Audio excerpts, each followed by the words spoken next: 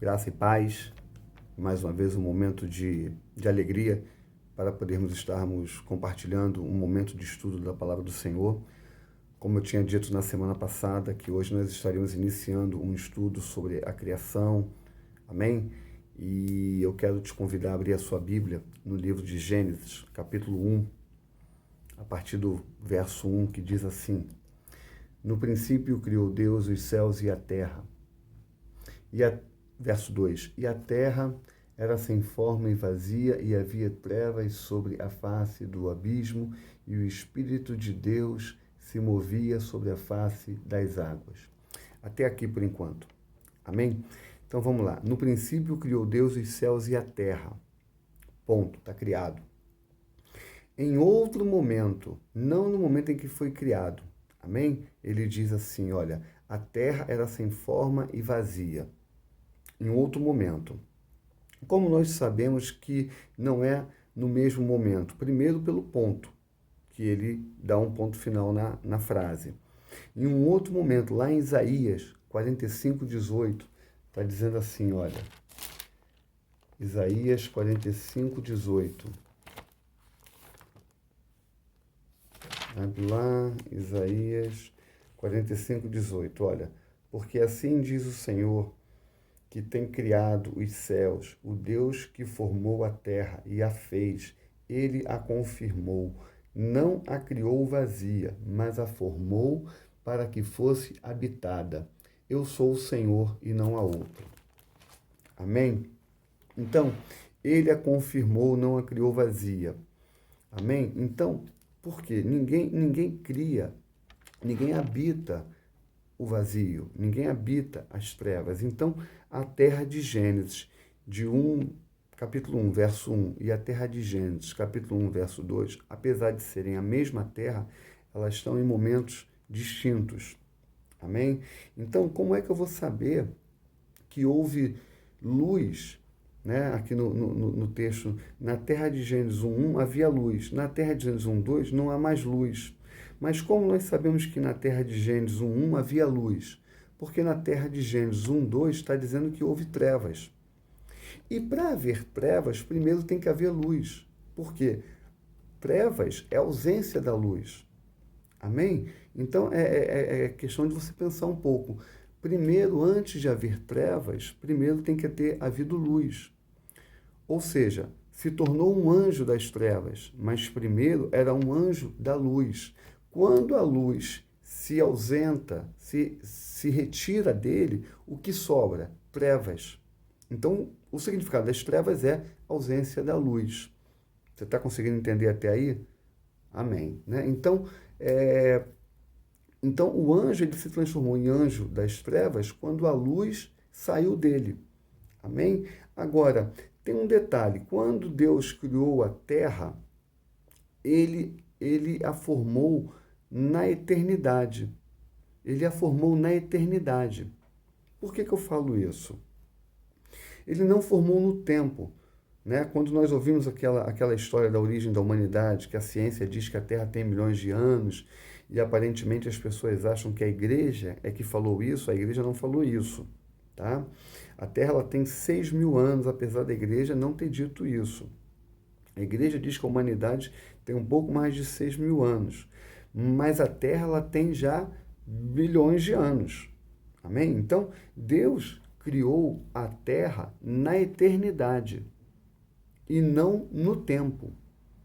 Se você ler o relato da criação, né, você vai entender que no primeiro, segundo e terceiro dia não tinha um sol. Deus só cria o sol a partir do quarto dia que ele faz, que ele cria o sol. Amém? Então, os dias não poderiam ser contados como nós contamos hoje.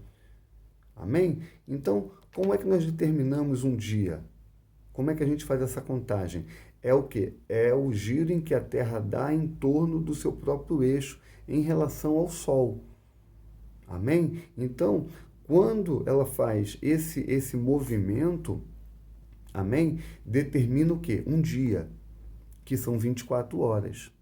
Então, podemos entender que entre o primeiro e o terceiro e parte do quarto dia pode ter demorado alguns anos, porque não era contado como nós contamos hoje, um dia 24 horas. Você está conseguindo entender isso? Eu tô conseguindo explicar de uma maneira que você entenda. Então, eu vou repetir essa parte porque às vezes é meio complicado. Quando nós determinamos ou contamos um dia, é a volta em que a Terra dá em torno do seu próprio eixo em relação ao Sol. Esse tempo que ela leva para fazer isso determina um dia. Mas se não tinha Sol no primeiro, segundo e terceiro dia, não tinha Sol. Isso pode ter levado alguns anos, porque o Sol só vai ser criado no quarto dia da criação. Criação essa chamada hexaemeron, que é a obra de 6 dias. Então, se não havia sol, os 3 primeiros dias e grande parte do quarto dia pode ter levado alguns anos. Então, a Terra foi criada na eternidade. E o homem foi criado no tempo.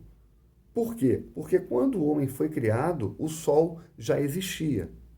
Então, dá para a gente entender que a Terra foi criada na eternidade e o homem foi criado no tempo. Amém?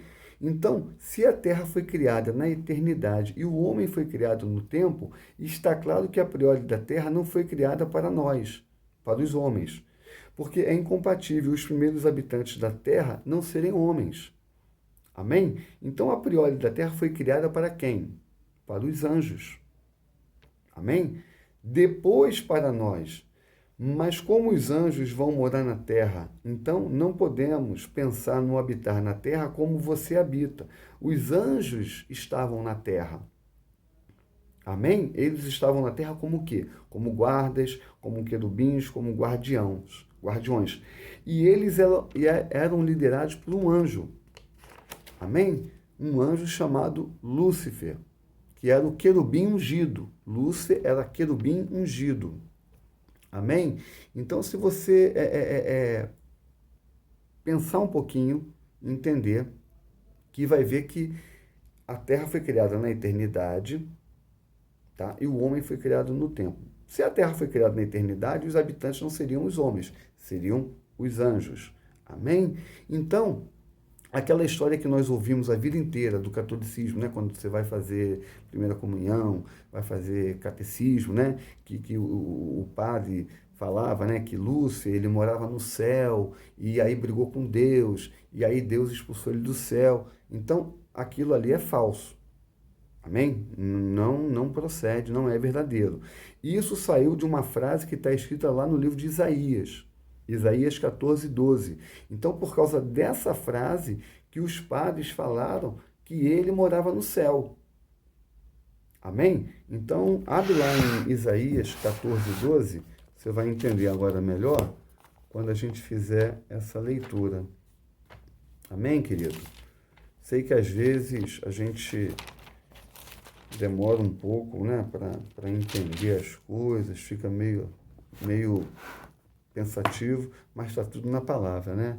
Então está aqui, olha, Isaías capítulo 14, verso 12, diz assim, olha, como caístes desde o céu, ó Lúcifer, filho da alva, como fostes cortado por terra, tu que debilitava as nações. Amém? Então, esse termo nações aqui, ó, vamos lá. Então, essas nações aqui que a Bíblia está falando não são nações que nós conhecemos, são nações angelicais. Amém? Os anjos são divididos em nações. Temos vários tipos de classificação de anjos. A Bíblia separa eles em nações. Tu que debilitava as nações, era o mais forte dos anjos, e ele tinha um poder sobre os demais. Amém?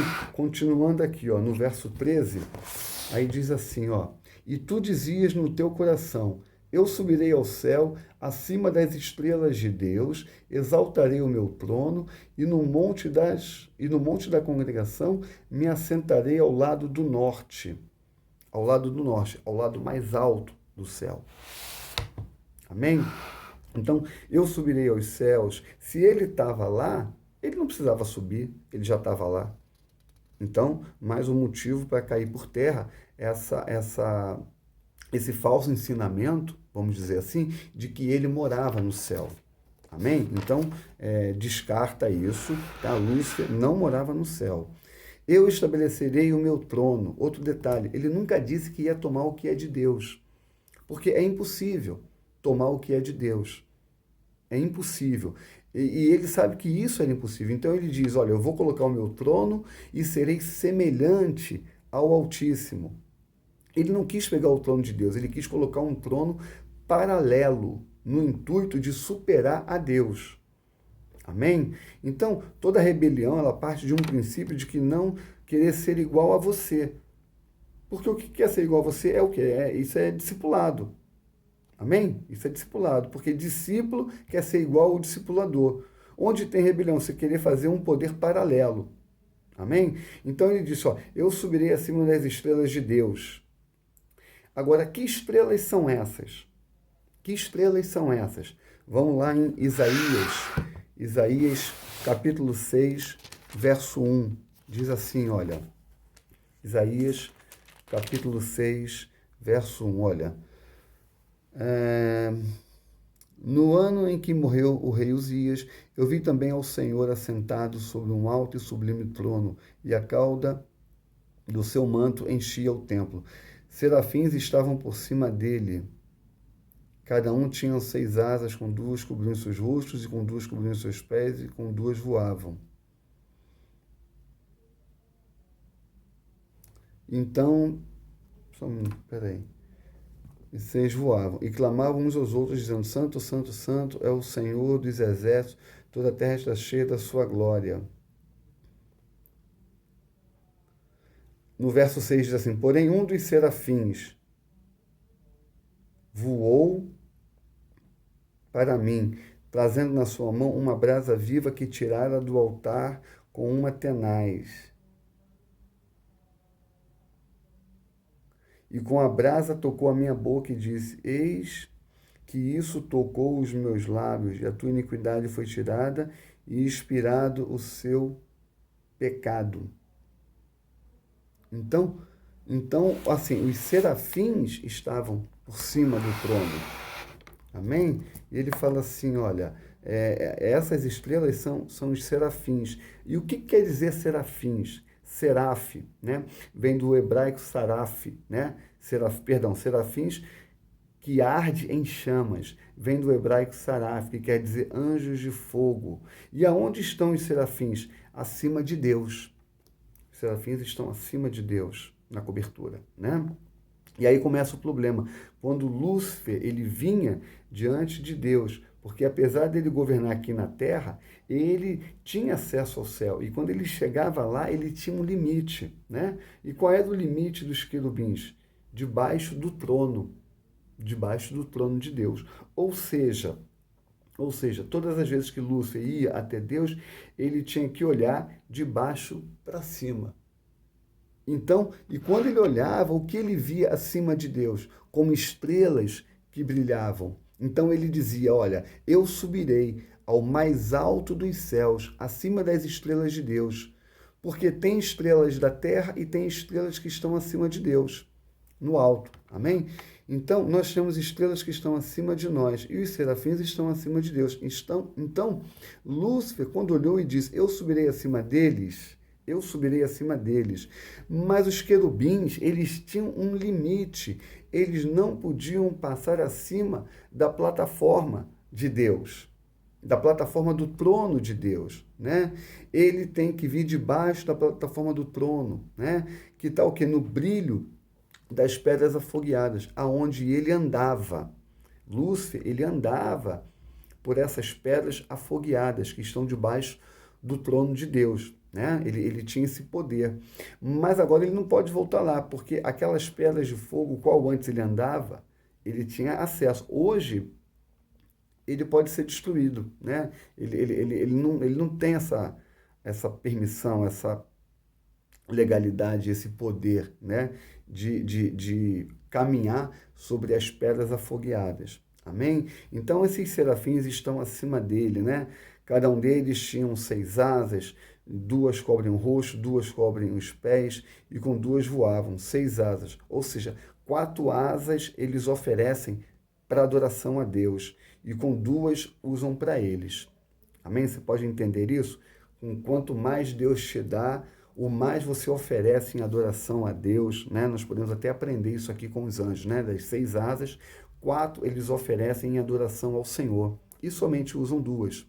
Então, quanto mais Deus te dá, querido, mais você devolve em adoração ao Senhor, né? Nós temos até aqui uma lição aqui a aprender com os anjos, né? Nessa passagem aqui.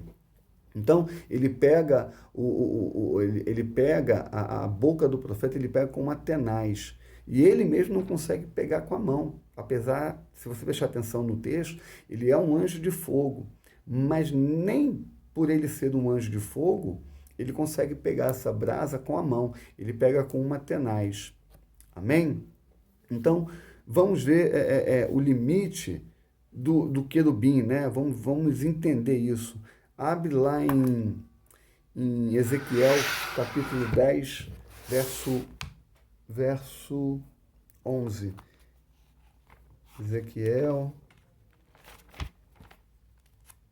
Ezequiel 10, verso 11.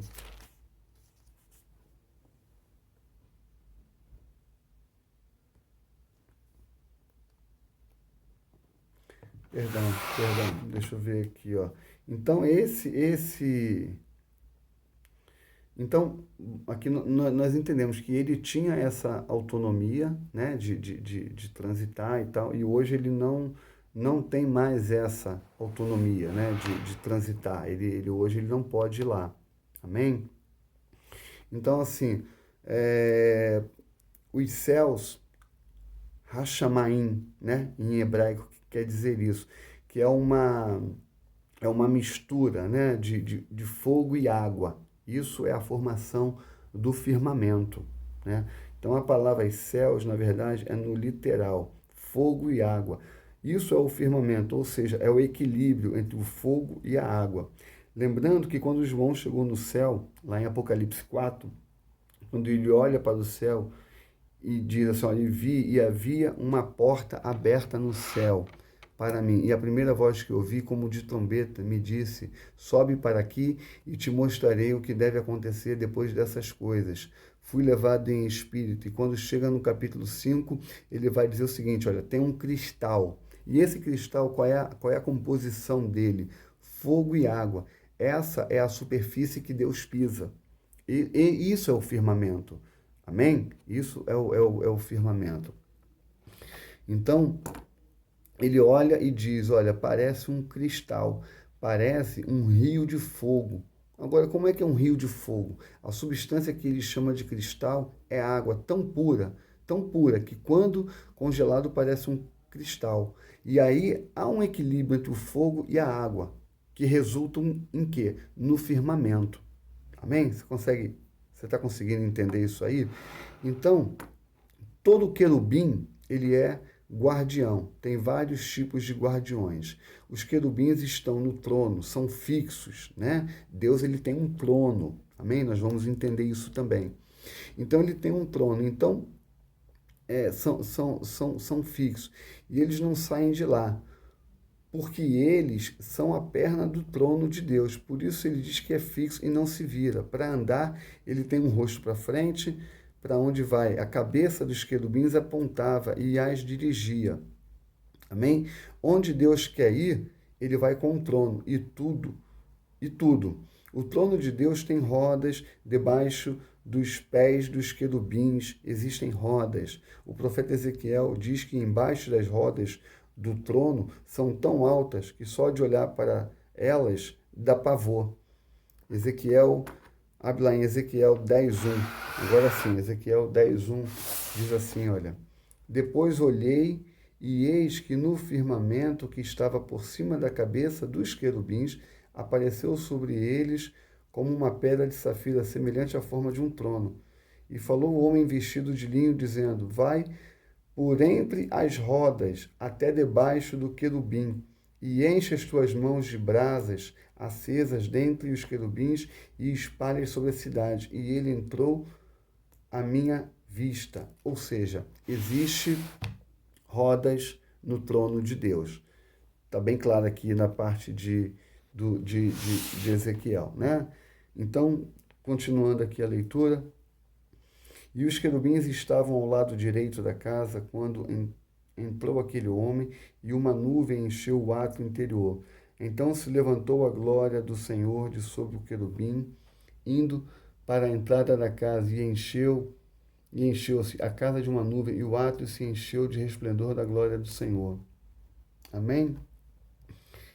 No verso 6, assim, aqui. Sucedeu, pois, que dando ele ordem ao homem vestido de linho, dizendo: toma fogo dentre as rodas, dentre os querubins. Entrou ele e parou junto às rodas. Verso 7. Então estendeu um querubim a sua mão entre os querubins para o fogo que estava entre os querubins, e tomou dele e o pôs nas mãos dos que estavam vestidos de linho, o qual tomou e saiu. Verso 12. E todo o seu corpo, as suas costas, as suas mãos, as suas asas e as rodas que os quatro tinham, estavam cheios de olhos ao redor. Ou seja, tem olhos para tudo quanto é lado, justamente para não ter que virar a cabeça, né? A cabeça ela é fixa, então tem olho para frente, tem olho para o lado, tem olho nas costas e se movimenta o tempo todo. Toda vez que se deseja se movimenta sem ter que virar a cabeça. Amém? Você conseguiu entender isso? Glória a Deus. Então, o firmamento estava por cima da cabeça dos querubins. Amém? Então, abre lá em Ezequiel 28, 14. Ezequiel 28, 14. Aqui, ó. Tu eras o querubim ungido para cobrir, e te estabeleci no monte santo de Deus, estava no meio das pedras afogueadas, andavas. Amém? Então, ele tinha liberdade a essas pedras afogueadas, mas ele não morava no céu, tá? Eu vou estar parando por aqui, é muito conteúdo, é muita informação. Se você tiver alguma dúvida, depois você me manda uma mensagem pelo Face ou pelo YouTube, e eu vou ter o maior prazer em te responder. Eu sei que é muita informação, amém? Quando eu fiz essas aulas, eu demorei bastante tempo também, né, para poder entender, para poder estudar, pesquisar, confirmar, né? E eu, assim, como arde no meu coração, eu não posso reter o que eu aprendo, porque eu também sou um estudante, amém? Eu sou pastor, mas eu também sou um estudante da palavra, eu também quero entender, eu também quero me aprofundar nas escrituras, e arde no meu coração, tá? Liberando o que eu aprendo para vocês também, porque nós temos que compartilhar do mesmo ensinamento, do mesmo entendimento, amém? Você também não fique em paz, você também não é obrigado a concordar comigo, amém? Mas só o fato de te levar para a Bíblia, para você pesquisar, para você confirmar o que é dito aqui nas aulas, querido, eu já fico em paz, eu já fico satisfeito. Amém? Então, eu vou estar parando por aqui, eu vou estar marcando o ponto em que nós paramos, amém? E na próxima semana a gente vai estar dando continuidade, vamos estar falando um pouco mais sobre essa questão da criação, dos anjos, amém? Foi um estudo que eu fiz, tá? E eu, como eu falei, eu quero compartilhar com você. Arde no meu coração, porque nós temos que compartilhar das coisas de Deus. É aprendizado, é profundidade na palavra, amém? Então eu estou parando por aqui e na próxima semana eu continuo a compartilhar esse estudo com você, amém? Eu quero profetizar aí uma semana abençoada, de vitória na sua vida, que Deus possa estar te usando, que Deus possa estar te abençoando, te guardando, te dando livramento, amém? E que possamos nos encontrarmos na semana que vem para darmos continuidade a esse estudo da palavra do Senhor, amém? Glória a Deus, fique em paz, Deus te abençoe, querido.